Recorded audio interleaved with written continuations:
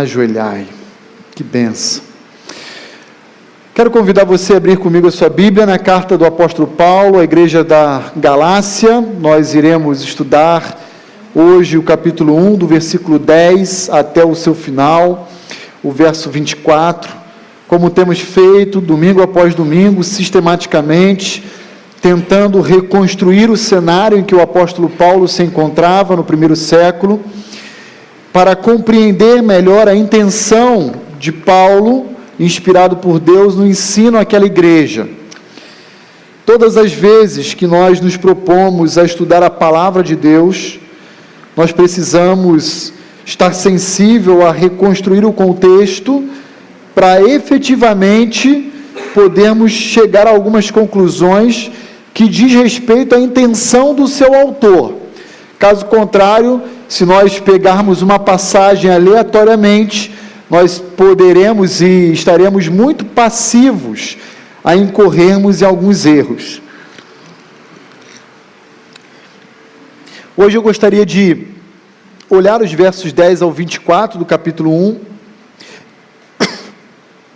e perceber com a Igreja Batista Vida Nova a origem divina do Evangelho que Paulo pregava.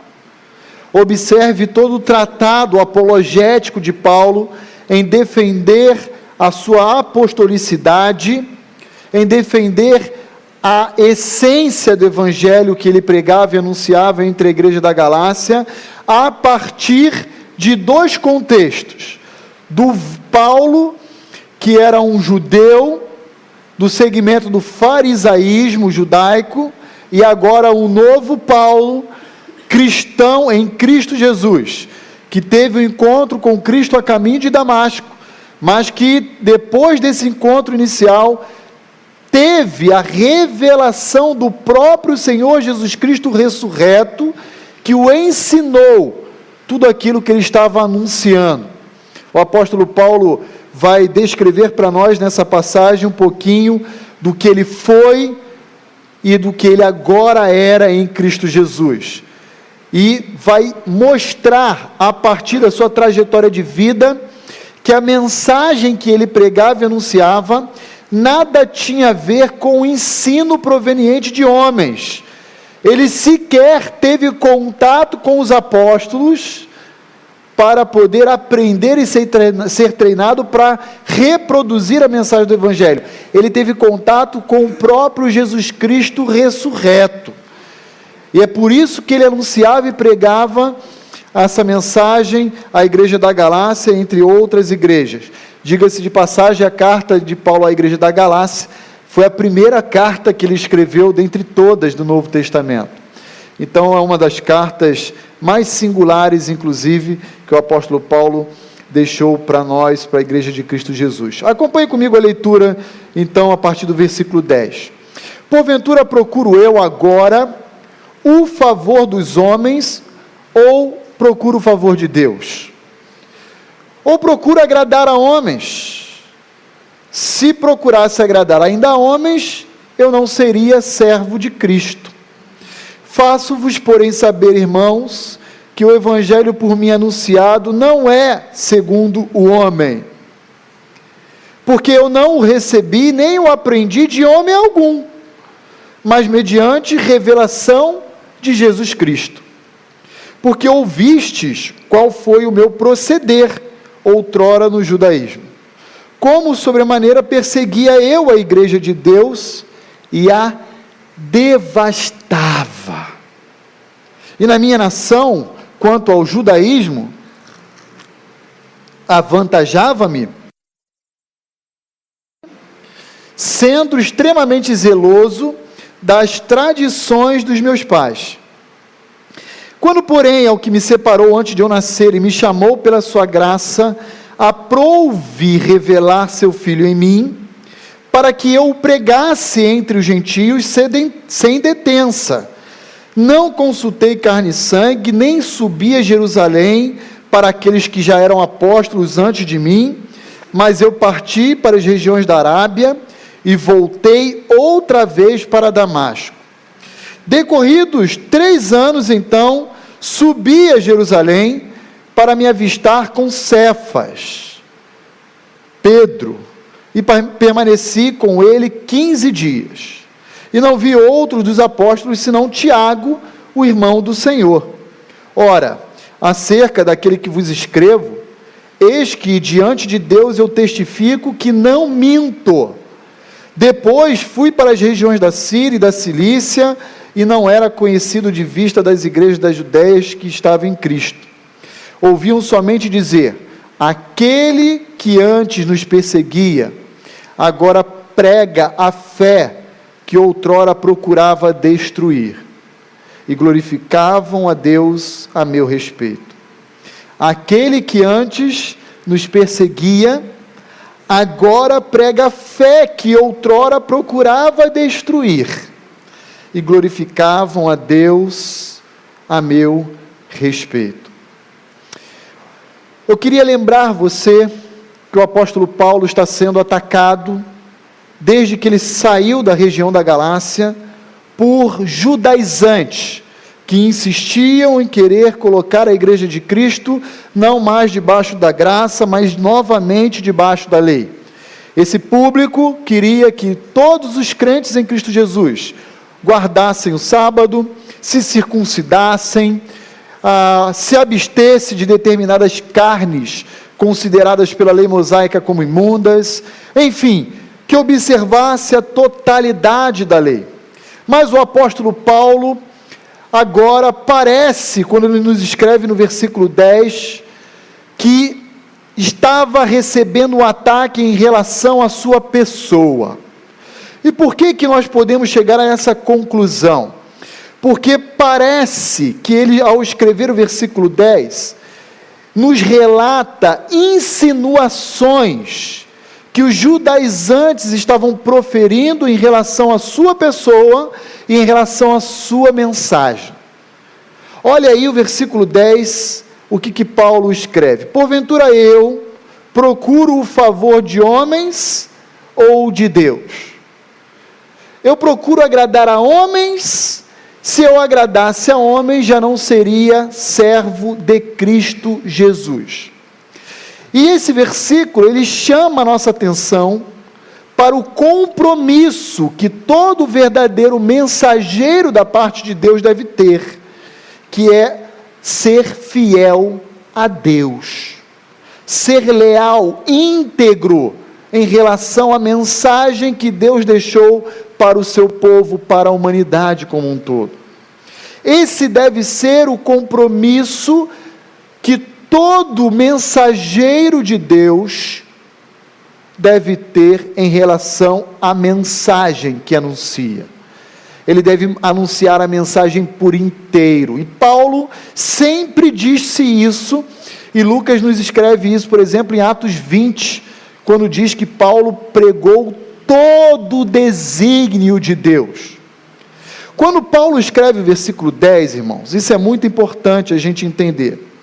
Parece que ele está se defendendo de acusações que os judaizantes estavam proferindo contra a sua pessoa, meio que dizendo o seguinte: o apóstolo Paulo não é isso que ele parece ser. O apóstolo Paulo meio que costuma ajustar o conteúdo da sua pregação e da sua mensagem mediante a sua audiência. O apóstolo Paulo, ele não é tão íntegro como parece ser. Ele é um indivíduo que busca a admiração e o respeito da sua audiência, do seu público. Mas isso não é verdade, e nós sabemos que não é verdade, porque no verso 8 e 9, que foi objeto do nosso estudo e reflexão do domingo passado, Paulo vai romper com qualquer relacionamento que poderia existir com os judaizantes, chamando eles de malditos, de anátema. Paulo não tinha compromisso com qualquer indivíduo da sua audiência. Ele tinha clareza em seu compromisso com Deus, em dizer: a mensagem que eu anuncio à igreja da Galácia não é uma mensagem proveniente de homens, nem voltada a agradar a homens. É uma mensagem que eu recebi do próprio Cristo ressurreto. E eu não estou aqui, literalmente, para fazer amigos. Eu estou aqui para cumprir com a missão que o Cristo que me chamou me confiou.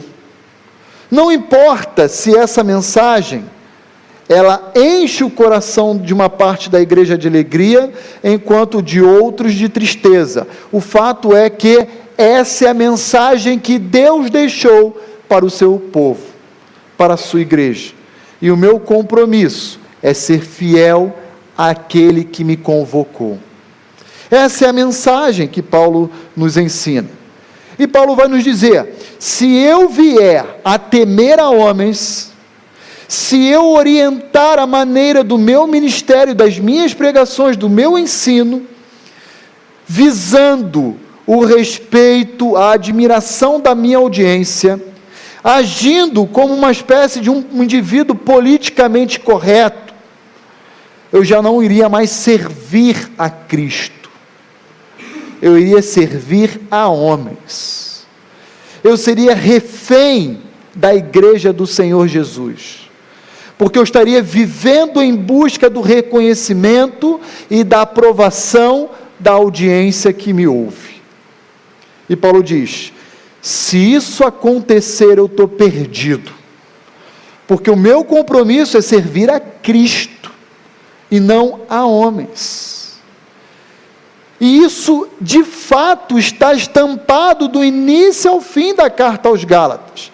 Vira aí comigo as páginas e vai lá no capítulo 6, no último capítulo dessa carta. Olha lá o que diz Gálatas 6, versículo 17. Olha o compromisso e a fidelidade que o apóstolo Paulo tinha em relação ao chamado de Cristo e ao evangelho do Senhor Jesus. Gálatas 6,17, quanto ao mais, ninguém me moleste, ninguém me ataque, ninguém me perturbe, porque eu trago no corpo as marcas de Jesus. Difícil pensar que o ministério do apóstolo Paulo era um ministério orientado pela aprovação humana, diante de tantas cicatrizes que ele carregava no seu próprio corpo, como expressão, como resultado da fidelidade da sua mensagem e do exercício do seu ministério apostólico. Foi por essa fidelidade que Paulo sofreu não apenas emocionalmente, sofreu fisicamente, sendo preso, humilhado, surrado. E não somente em suas cartas, mas o livro de Atos nos descreve também um pouquinho disso.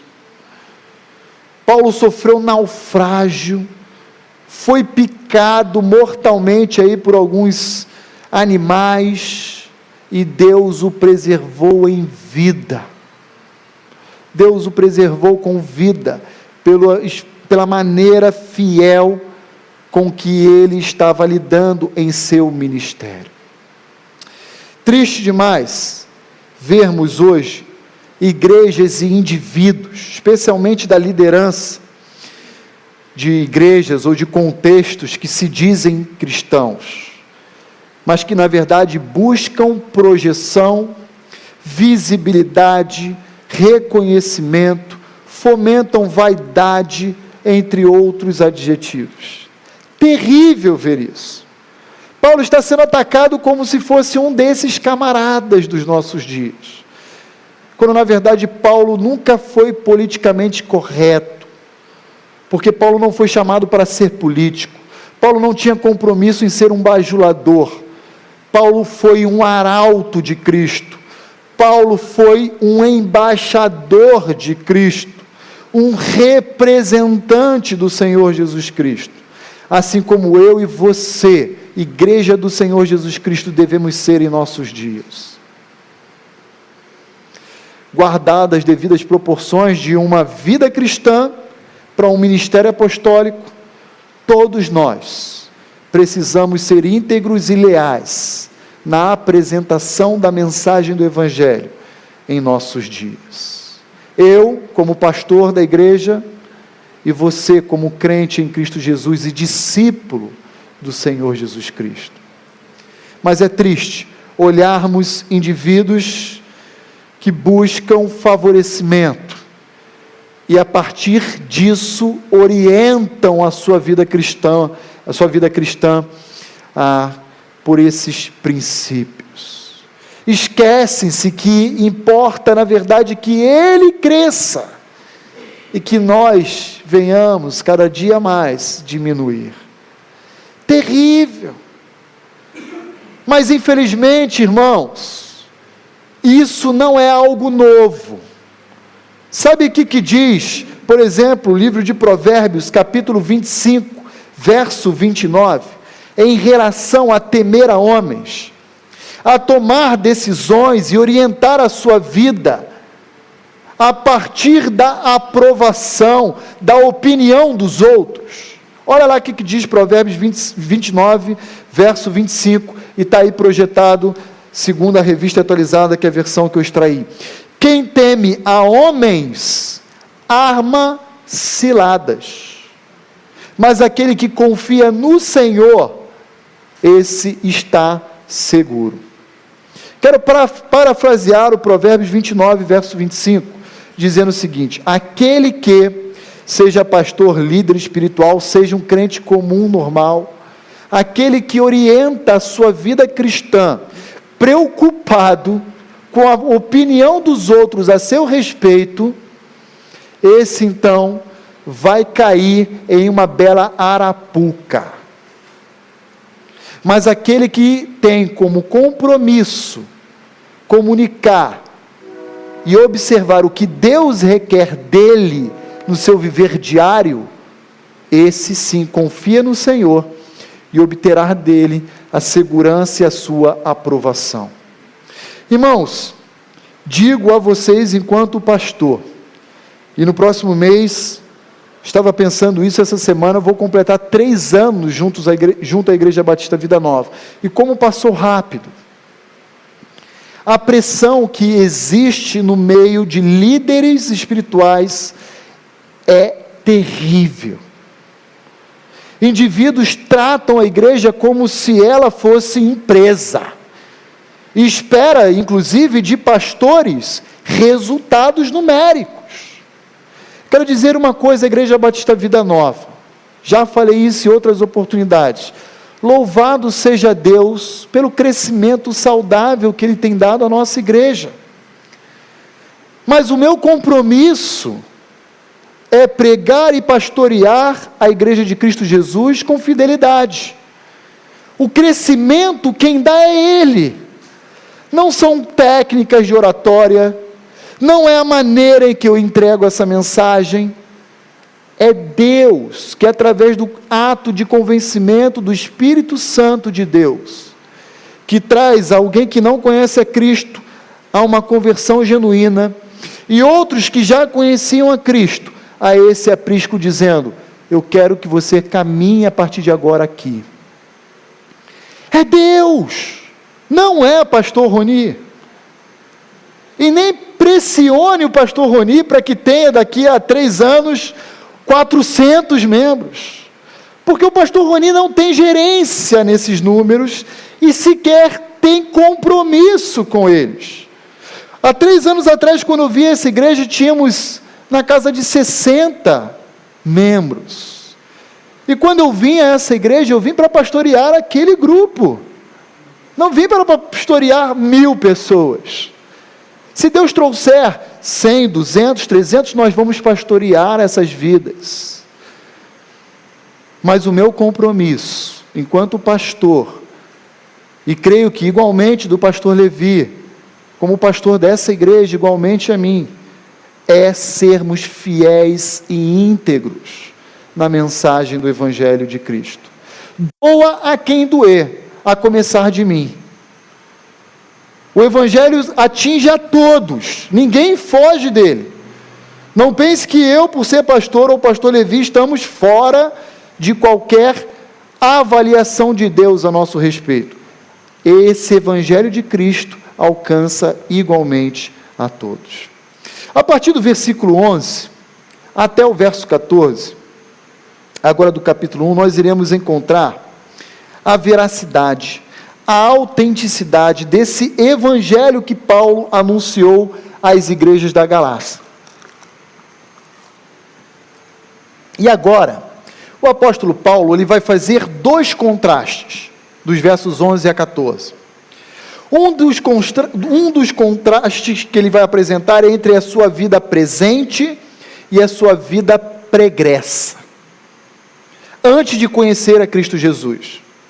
E o segundo contraste é exatamente entre o evangelho que ele apresenta e o evangelho que os judaizantes apresentam à igreja da Galácia e que ele já experimentou ao longo da sua vida pregressa. Olha aí comigo os versos 11 a 14. Eu quero que vocês saibam, irmãos, porém, que o evangelho por mim anunciado, ele não é proveniente de homens, não é segundo o homem, porque eu não o recebi nem aprendi de homem algum. Não foi pastor que me ensinou, não foi nenhum dos 12 apóstolos. Esse evangelho que eu anuncio, ele é revelação de Jesus Cristo. Porque ouvistes qual foi o meu proceder outrora no judaísmo. Olha a minha vida pregressa. Ele faz uma digressão, ele volta no tempo. Vocês se recordam e já ouviram a meu respeito, como eu sobremaneira perseguia a igreja de Deus e a devastava. Você lembra do livro de Atos? Paulo pedia carta, a autorização do Sinédrio, do Império, para prender, surrar, matar a igreja do Senhor Jesus Cristo. E na minha nação, dentre os judeus, eu queria dizer que eu ainda estava na frente, eu estava na vanguarda daqueles da minha idade. E ele diz, sendo eu extremamente zeloso da tradição dos meus pais. Paulo está dizendo, o evangelho que eu apresento a vocês hoje, é o evangelho da graça de Cristo Jesus que me foi revelado. Não é o evangelho que não é evangelho que os judaizantes apresentam a vocês. Sabe o que os judaizantes estão oferecendo à igreja da Galácia? Tradição, fruto de crenças e interpretações humanas, rituais que eu já observava na época em que eu era fariseu no judaísmo. Mas agora eu estou livre, porque agora eu estou debaixo do evangelho da graça de Cristo Jesus. E vocês não devem cair no engodo e na sedução do evangelho dos judaizantes, que nem evangelho é. Os judaizantes querem trazer para dentro da igreja do Senhor Jesus Cristo a mesma tradição oral rabínica praticada dentro do judaísmo. Caiam fora disso. Isso escraviza, isso não leva a lugar nenhum. O apóstolo Paulo está dizendo, e olha, deixa eu dizer uma coisa a vocês. Eu falo com propriedade, porque eu, na época em que fui criado aos pés de Gamaliel, dentro da turma da minha geração, dos meus contemporâneos, eu estava na vanguarda, eu estava à frente. E sabe que lucro eu obtive com tudo isso? Nada. Até que eu encontrei a Cristo. E aí tudo mudou. E aí tudo fez sentido. Porque a lei que apontava para o Messias, eu consegui perceber a observância dessa lei no nosso Salvador. Caiam fora, saiam, fujam desse discurso falacioso que os judaizantes pregam a vocês. Eu quero dizer que o evangelho que eu anunciei a vocês enquanto eu estive aí, não foi invenção, não foi tradição, mas esse evangelho era assim como de fato ele é, revelação. Irmãos, uma verdadeira religião, ela não pode ser construída pelo entendimento humano, porque uma verdadeira religião nos é dada pela revelação de Deus a nós. E todas as vezes em que indivíduos começam a formular crenças, propagar ensinos, praticar ritos que não tem a ver com a revelação que Deus nos deu, eles caem em uma direção extremamente perigosa, seja de uma seita ou de uma falsa religião. Esse é o caso, volto a mencionar, da Igreja Católica Apostólica Romana. E se houver alguém que esteja nos visitando na noite de hoje, por favor, não estou atacando você.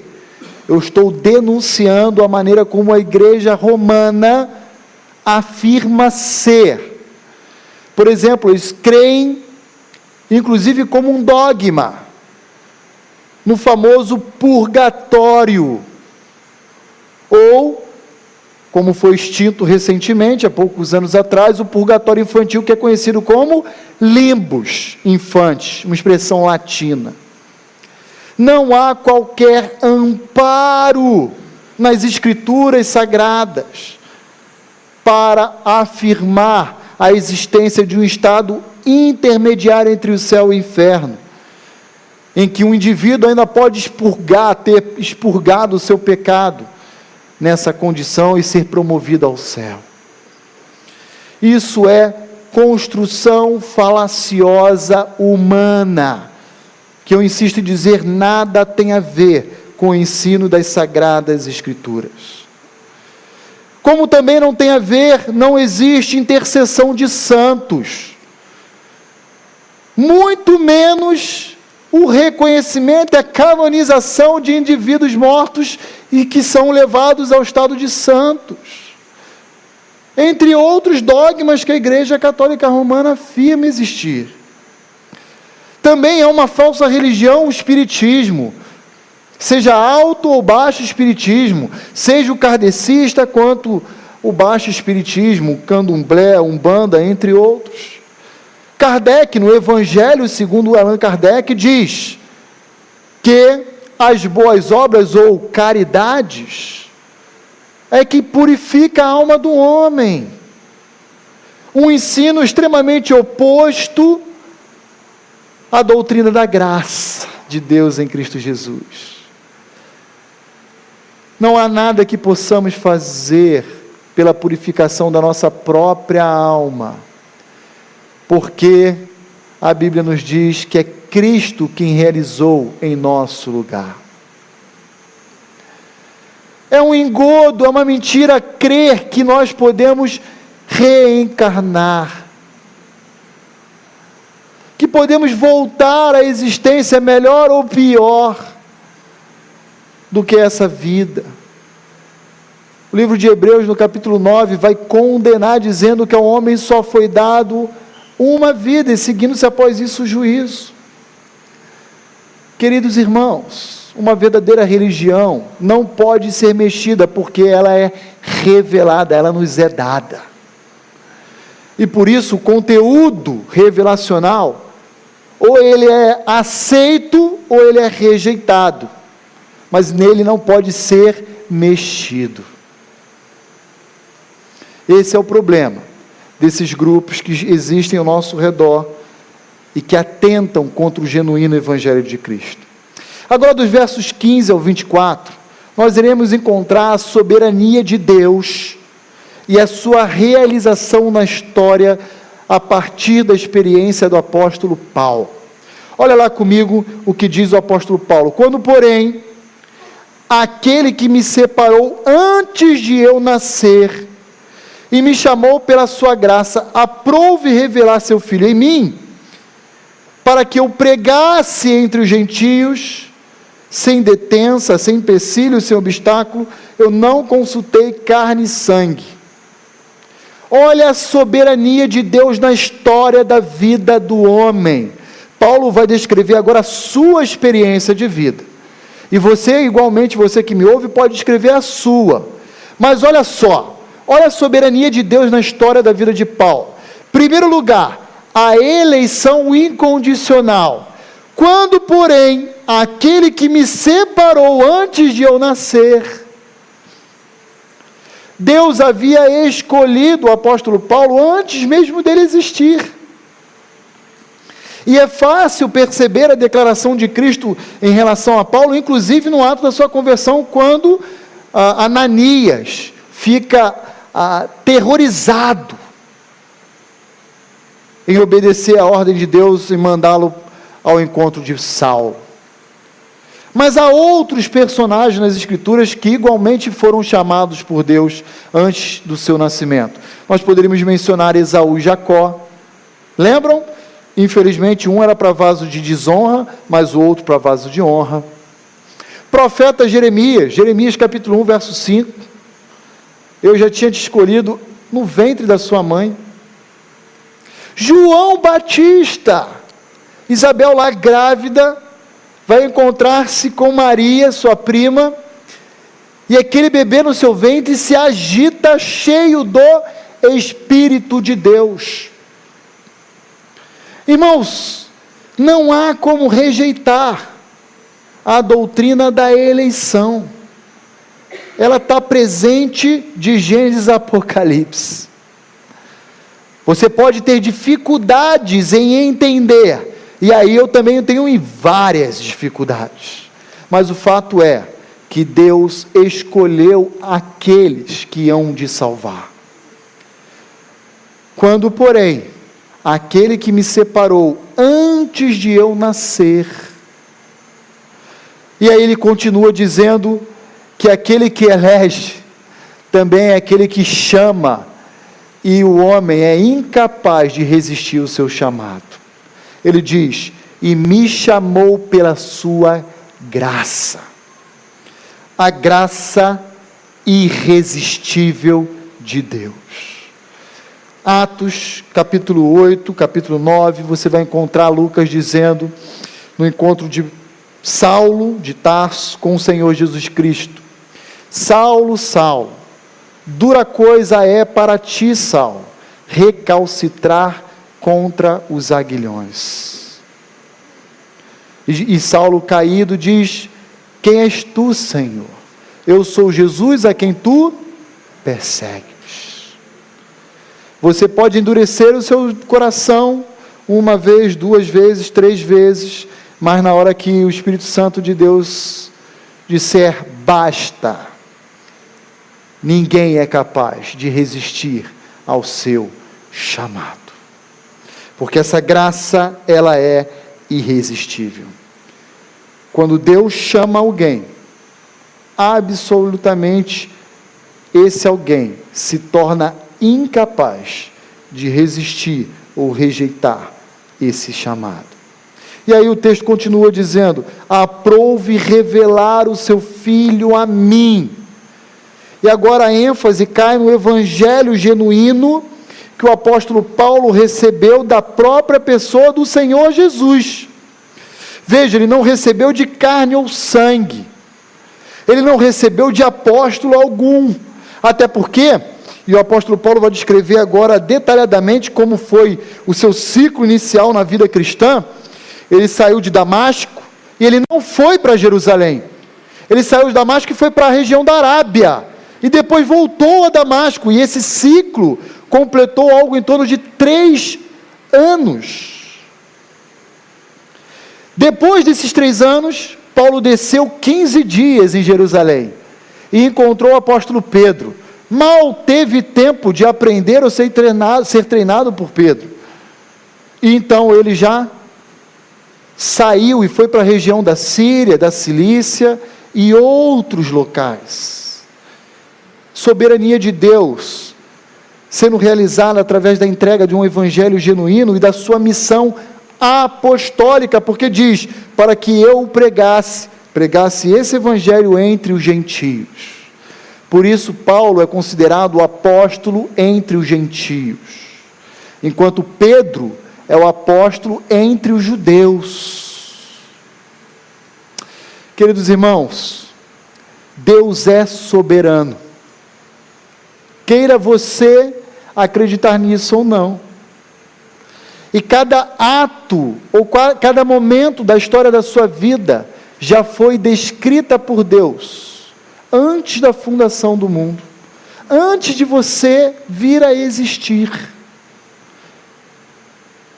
Depois em casa, leia Salmo 139, 16, e encontre essa verdade presente nele.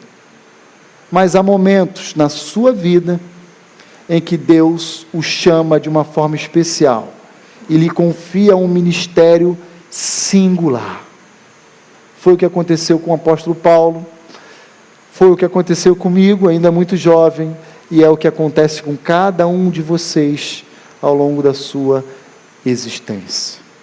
Se existe alguém na noite de hoje, que ainda não entregou a sua vida a Cristo Jesus, depositando nele a sua fé e somente nele, eu o desafio a fazê-lo na noite de hoje. Faça isso o quanto antes. Ore silenciosamente no seu local, no seu lugar, e diga: Senhor Jesus, seja o meu Salvador. Reconheço que eu sou pecador e que necessito de Cristo Jesus como Salvador da minha vida. Quero concluir essa reflexão fazendo duas considerações importantes. Primeira delas,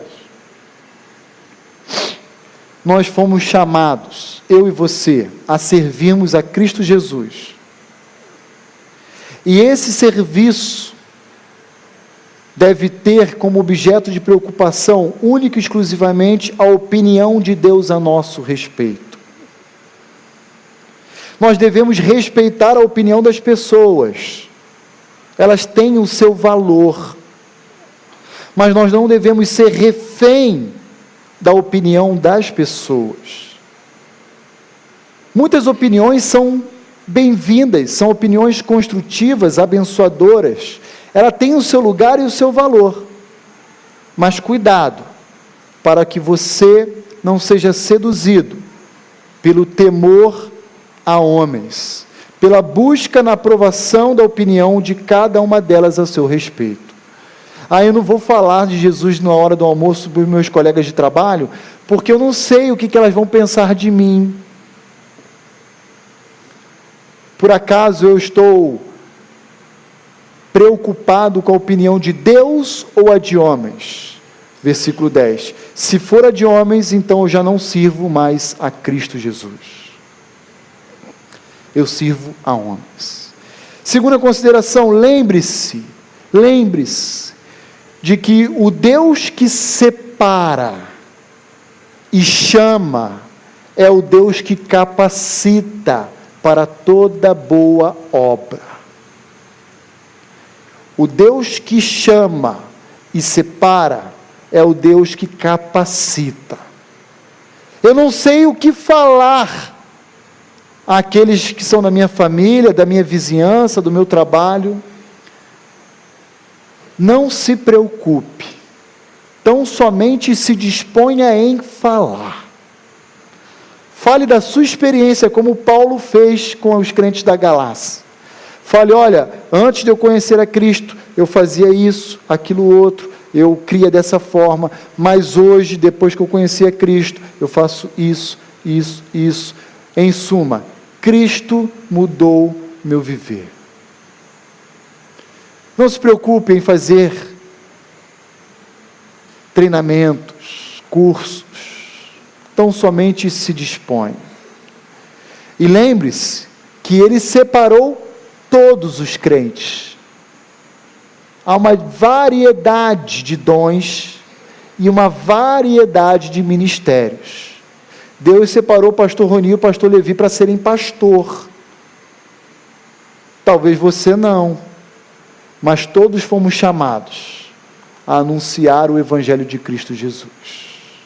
E aquele que nos separou, e aquele que nos chamou, esse também nos capacita para toda boa obra.